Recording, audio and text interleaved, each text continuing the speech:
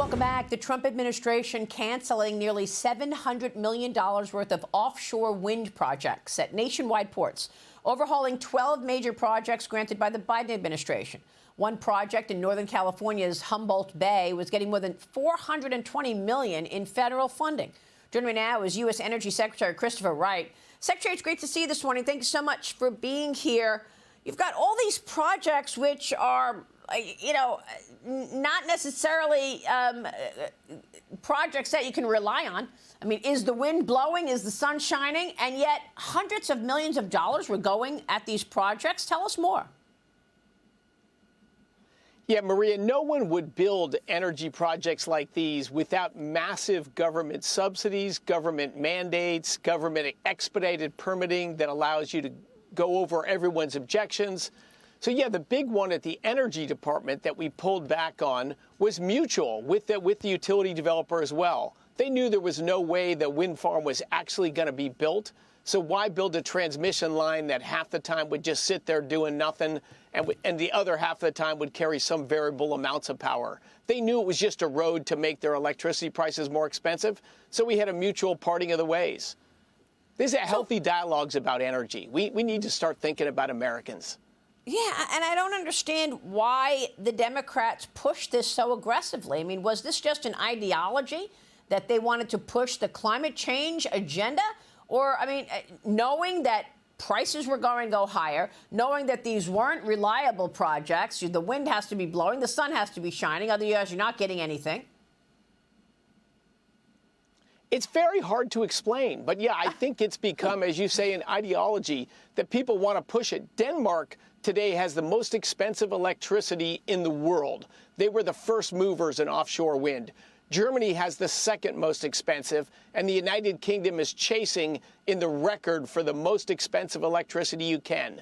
That's the result as you grow offshore wind. That's not a race the United States wants to win. We want to win in jobs and opportunity and low electricity prices.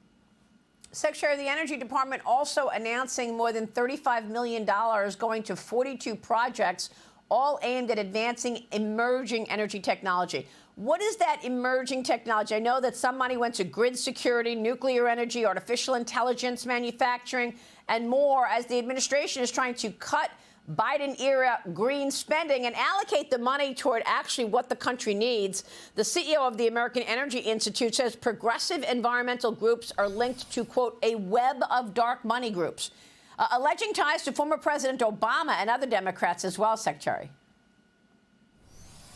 Yeah, and these are just different magnitudes, too, right? We were proud to announce these $35 million. These are early-stage technologies coming out of our national labs that can be used for the grid, that can use to make nuclear safer and more secure. These are cutting-edge technologies that we want to give a nudge into the marketplace. But that's $35 million. In the One Big Beautiful Bill, we cut $500 billion. Wow. And those are subsidies for wind, for example, that were 33 years old. If a business has not started in 30 years, it's got to fly on its own by then. But there are new cutting-edge things that come out of our labs, and if we can give them a nudge to get them into the commercial marketplace, we're happy to do that for the ones that have great potential. What else are you looking at in terms of your priorities right now, Secretary? The single biggest priority is to make sure the grid, we don't go down the blackout road, which is the trajectory we were handed when we were arrived. So we're trying to make sure firm power stays on the grid. New firm energy sources can be added onto the grid. These are mostly going to be natural gas, but a lot of nuclear is going to come on soon behind that. If we can expand capacity of hydro, if we can keep coal plants that have 10 or 15 or 20 years left of their life, and people want to close them for political reasons, but that's going to increase the risk of blackout or push up people's electricity prices, we're going to stop that. We just think every day about American consumers and American businesses. Of course. And by the way, on the nuclear part of this story, we're seeing lots of startups understanding the president's agenda and starting up companies regarding nuclear. That is a big prospect, as you just mentioned. How much do you want to look at nuclear versus others? And what do we need to understand about nuclear energy? The difference between nuclear and what we mostly hear about, wind and solar, is that it works 24/7, 365, whether the sun is shining and the wind is blowing. It takes a very small footprint, so very high energy density, and it could become a major source of energy in the world. It was 6% of global energy in the year 2000. It's only 4% today, but it could be 10, 20, 30% of global energy in a few decades. It has room to run. We just need to make it efficient and more cost effective, and that comes with scale, and that comes with technology innovation. And yes, American capital is flowing into that.